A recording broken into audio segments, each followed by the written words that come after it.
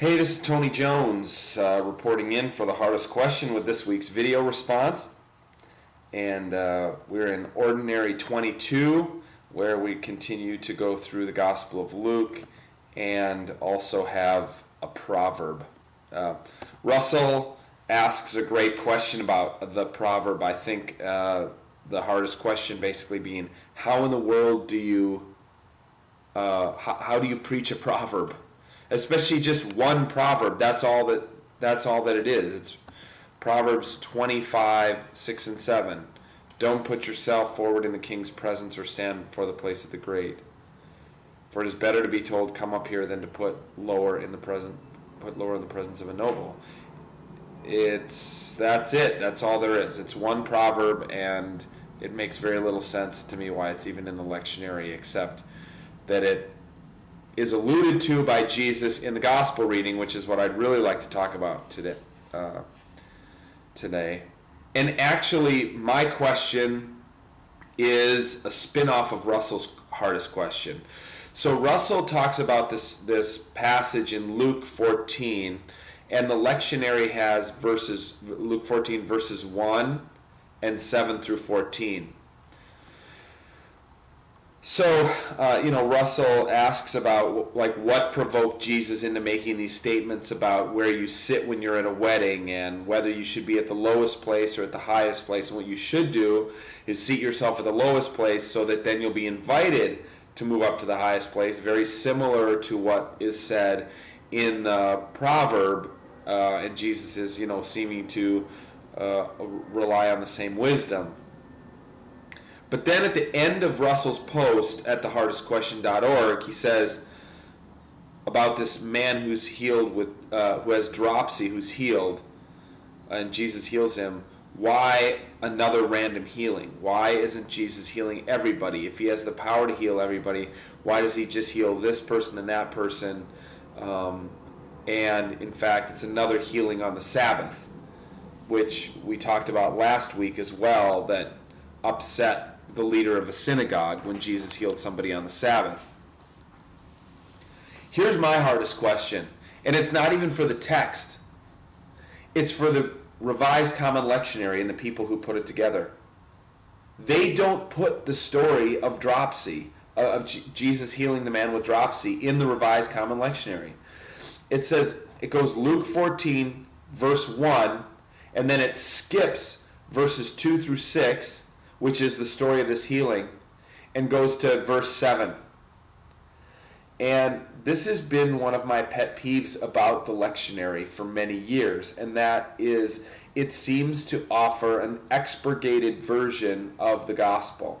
Now, I know that the lectionary, a 3-year cycle of the lectionary, can't have every single text in the entire canon of Scripture over the course of 3 years. I mean, you could if you did daily readings, but you can't if you just do 52 Sunday readings a year. But it's this selective editing or redacting where certain verses are pulled out, and I can only think that if they choose to put in verse 1 and then skip to verse 7, it's not just to save space, because it wouldn't be outrageous in the lectionary to have all verses 1 through 14, which is really kind of a unit or a pericope. Jesus' healing of the man with dropsy, for some reason, Luke thinks it's important to have that story in here and as the story about what Jesus did on this Sabbath. It's connected in with his teaching on humility and hospitality that we get in verses 7 through 14. So my question is, and I think the hardest question for a preacher this week in Ordinary 22 of Year C of the Revised Common Lectionary is, do you go ahead and preach about the man who's healed with dropsy, a man who is healed on the Sabbath, and Jesus has to respond? Actually, this time Jesus asks this rhetorical question: is it lawful to cure people on the Sabbath or not? And the Pharisees and the lawyers, the scribes, are silent in the face of Jesus' question.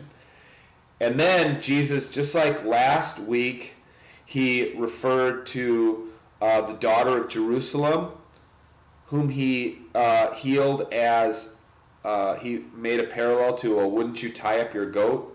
Or, tie up your donkey. Wouldn't you take care of your beast on the Sabbath? Well, look, then I'm going to care for this daughter of Jerusalem. Here he talks about the man with dropsy as similar to a child or an ox who's fallen into a well. And he's asking them this, and they have no reply. And then Luke goes on to tell us how Jesus then notices the people who are at Shabbos meal and where they're seated, and it makes him think of this parable that he talks about where you sit at a wedding banquet.